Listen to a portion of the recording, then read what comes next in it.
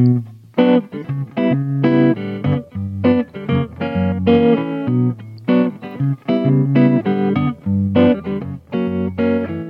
and welcome to Improvisations on Growth with Madhu Einsiedler. My name is Adina Rahira and I welcome you to join us on the third leg of our journey discussing introversion and extroversion. Why should we even categorize people as extroverts or introverts? Do you think that women by nature are introvert and men are or should be extrovert? Maybe these designations shouldn't exist at all. Listen to this discussion and make your own decisions. Madhu, do you think that the perception out there is that men tend to be more extrovert, to have an extrovert behavior, as opposed to women who, by the social construct, they should be a little more composed and be a little more serious and not be as outgoing and not have a behavior that is boisterous, and at the same time, men are allowed to have that, but not women. And you know what it reminds me of? It's a recent series on Amazon Prime, The Marvelous Miss. Oh my gosh, I forgot her name. She's a comedy. It's in the action takes place like in the 50s, late 40s, and she wants to do stand-up comedy, which is a man thing. And that's what made me think of this, because stand-up comedy, it means being out there, being on the stage, being loud, showing yourself. And she's the only woman at that time trying to do that. And she makes her way in, but it's not like she's accepted right away. And again, even these days, I feel like for men, it's easier and it's also more accepted than for women. And I know that there are studies out there who definitely confirm that. Like they tested, let's say, behavior that we would classify as extrovert behavior. They tested it, like having a loud voice, being out on stage, being self-assertive, and it is clear that those behaviors that are highly regarded amongst men are highly disregarded amongst women.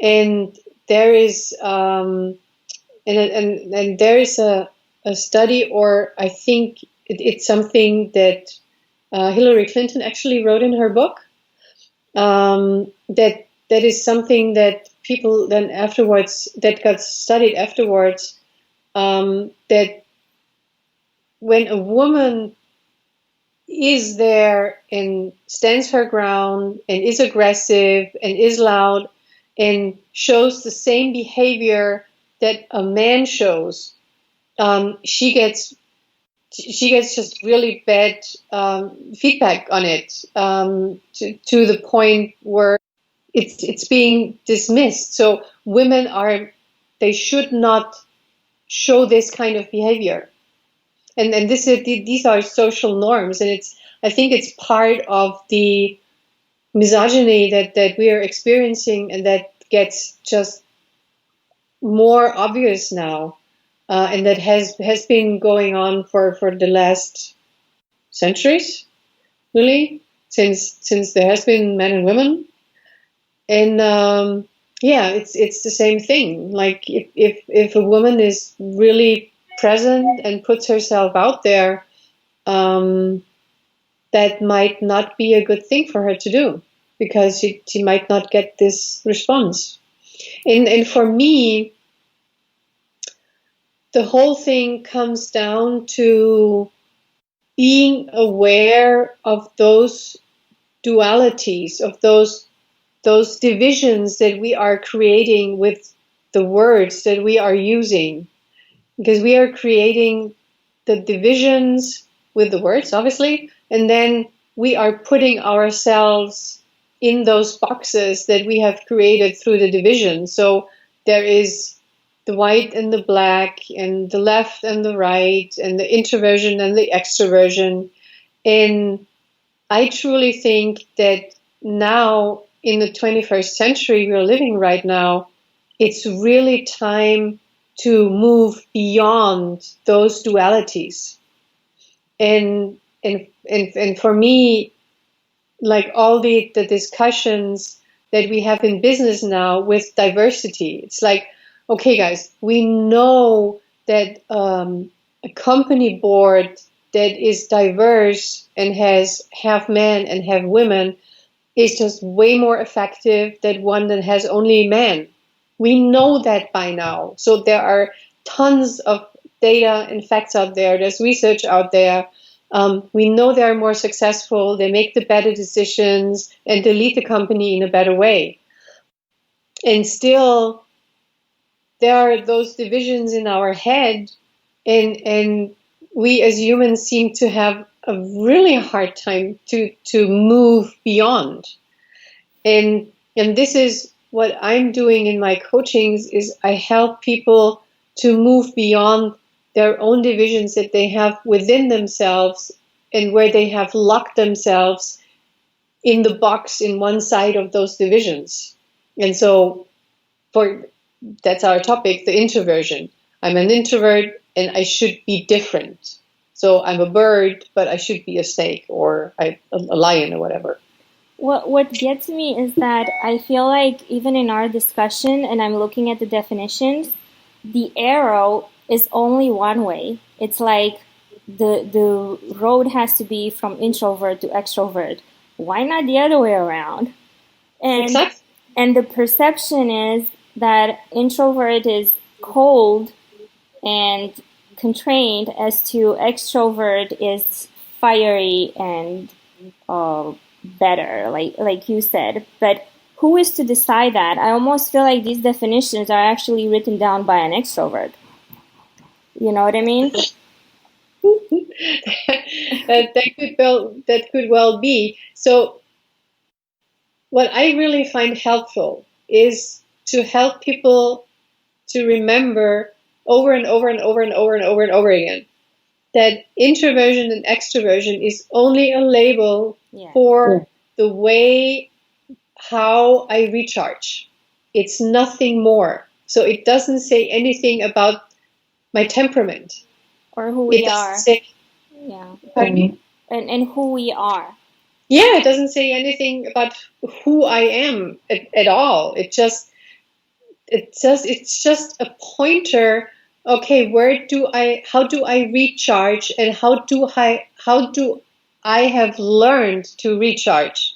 So what's the preference that I have learned to recharge? So it's only a learned behavioral preference.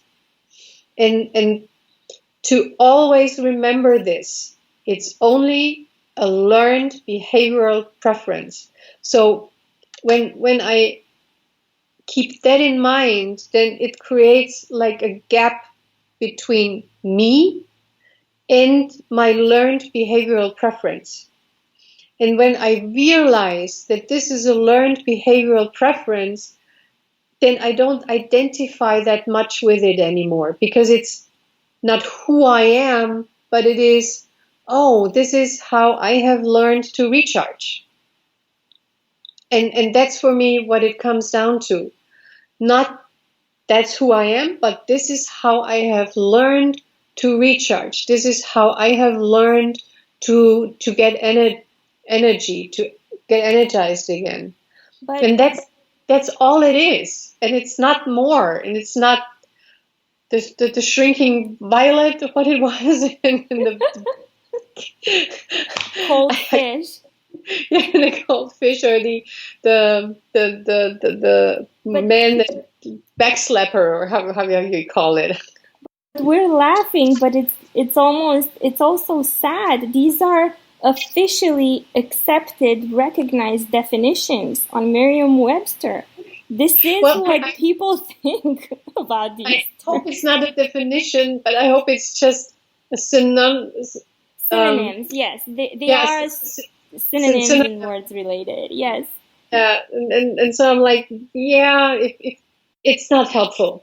But look at the gap, though. This is another thing that maybe we should look at. The difference between what it's out there when let's say a teenager looks up someone called him an introvert, and he's like, you know what, I don't even know what that is. And he's looking things up, and he finds all of these really not accurate explanations and perceptions. So why is this gap? What do we need to do to get from these ideas to what it actually is? And you explain it so simple, such a simple way. Well, hopefully the teenager has parents who care and who support them in making sense of what they experience. And then for adults, well, there are always people like me who help them reorganize how they look at themselves and to open the box and let themselves out of the box and realize, oh wow, this is just a behavioral preference that I've learned, and it's not me, because I am way much more than this learned behavioral preference. And also, if I have learned one behavioral preference, hey, I still can learn another one if I want. I don't have to, but to experience that I'm just so much more than the one thing that I have learned, or the two things that I have learned to behave like. And this for me is such a big step, that I realize I am not my behavior, but I am so much more, and I'm not the box that I have learned to put myself into, but I'm so much more. Thank you for joining us on this exciting journey, raising questions and improvising answers on the subject of introversion and extroversion. Make sure you share your ideas with Madhu by emailing her at madhu@einsiedler.at, or leave your feedback on her social media on Facebook, LinkedIn, and Twitter. We look forward to entice your curiosity in the next and last episode.